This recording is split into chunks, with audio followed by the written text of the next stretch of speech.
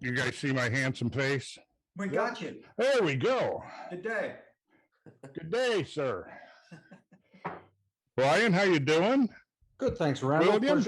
Pleasure to meet you. Likewise.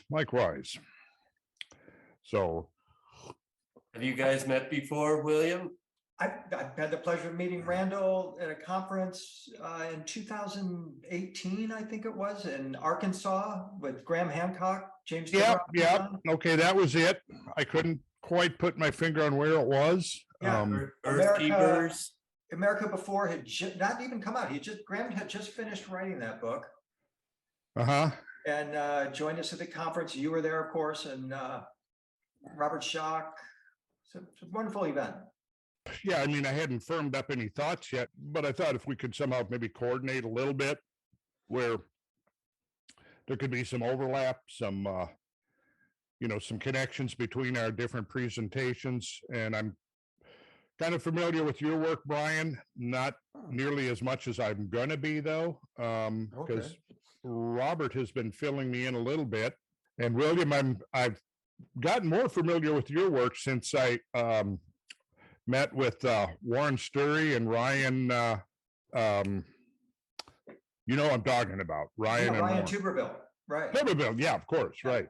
Yeah, great guys. Yeah, they are. And you're in Nashville, right? I'm in Phoenix now, but I was in Nashville. Yeah. Oh, you were in Nashville. Okay. Yeah.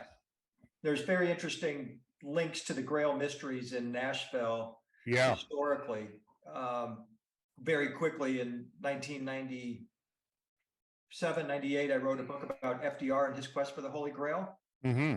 And along with Nicholas Roerich, a world famous Russian mystic and painter, they sent him to Mongolia looking for signs of the Second Coming and the secrets of the Grail.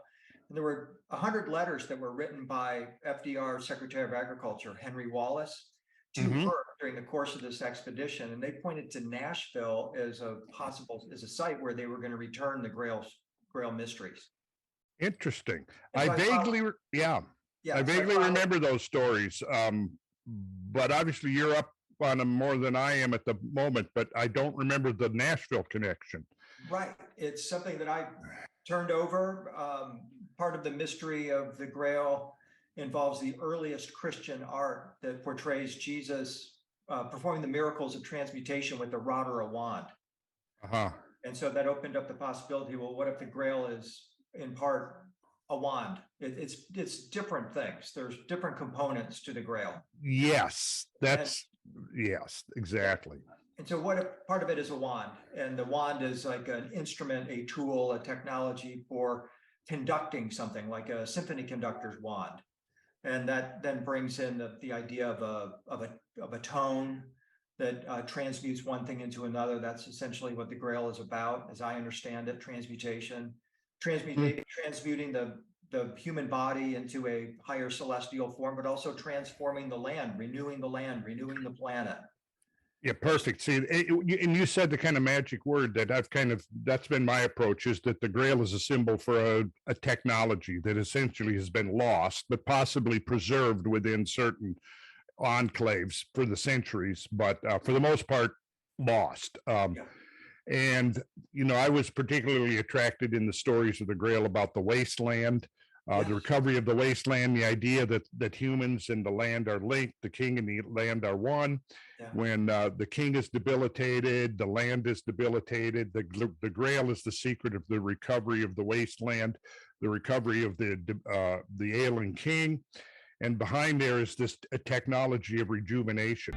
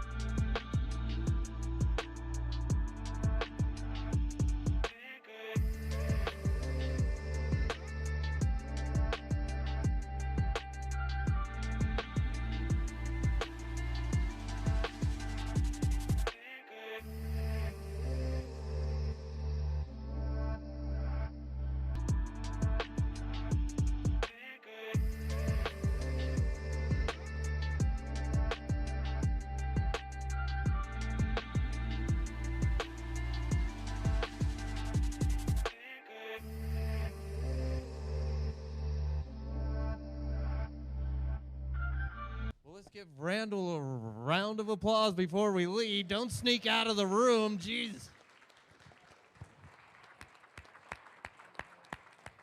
Hello, everyone. How's it going? Shout out to viewers from Toronto. That's my hometown.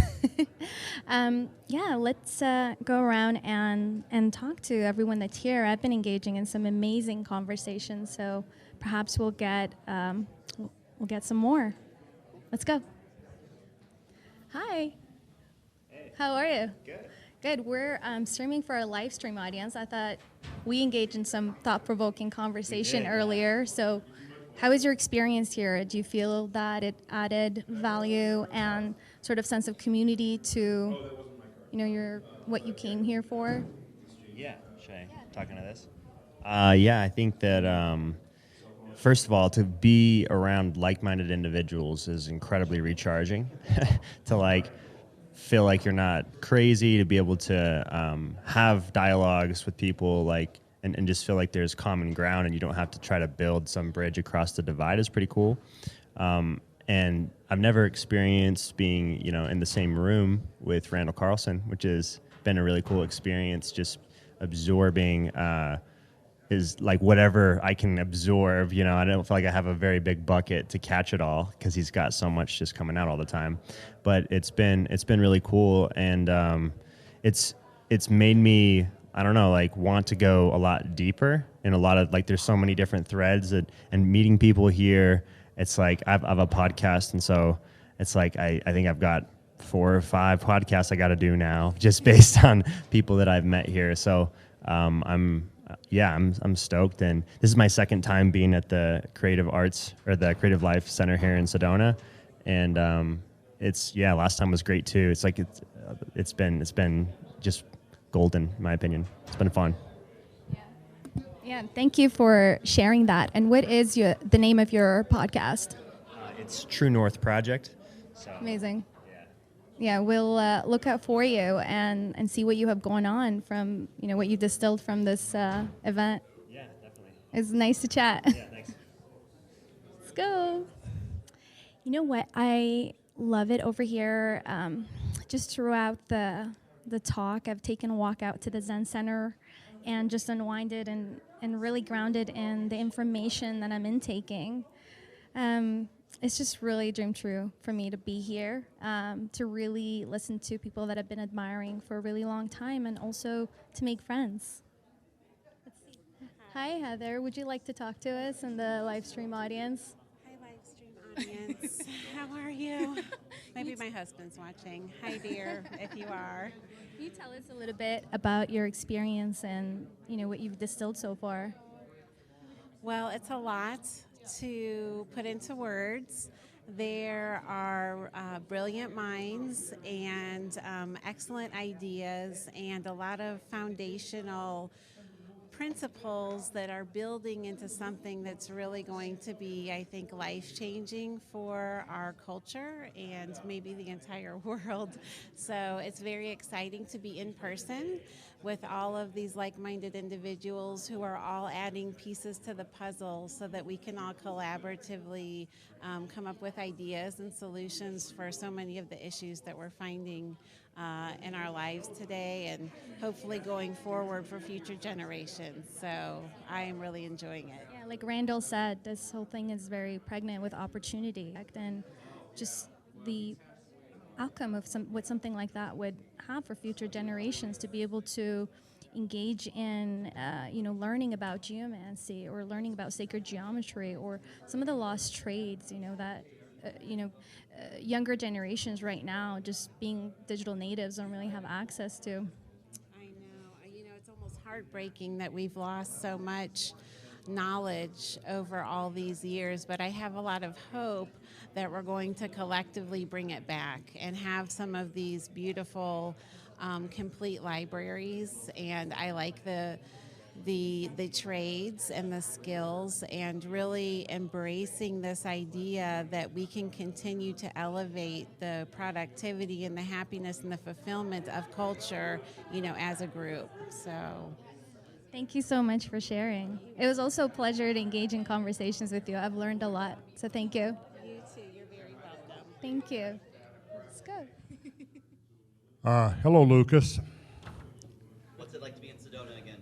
Oh, it's just lovely. Sedona is great. I mean, what can I say? It's an amazing place, probably one of the most amazing places on the North American continent, and amazing people to go along with it. So, yeah, I always love coming back to Sedona.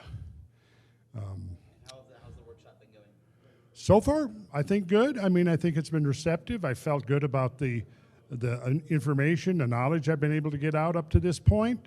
My disappointment is there's never enough time to get it all out. I just want to keep putting stuff out, but you know, there's so much to it. So we just have to keep doing it again, doing it over again. And yeah, we'll eventually cover most of the relevant material, I think.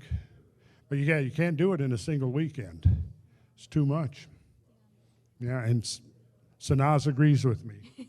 Yeah, this is my second time at your event, at the Easter event, so I'm taking in a lot from last year to now, and it seems like the Sanctuary Project is really taking off. And I hope so. Yeah, I think. Yeah, you were at the Sacred Geometry Workshop. Yeah, and that was only we still need to do the follow up to that, get into the intermediate and advanced material. But just the introductory stuff, I think you saw the potential there, didn't you? I did. Yeah, and it's fun. It really is fun. Yeah, a lot of people think geometry, that's fun, but yeah, it can be fun. Yeah, I think the way that what I distilled from the class was that it sort of tunes your consciousness to look at reality and from that new perspective of sacred geometry. Right? Well said. I learned something.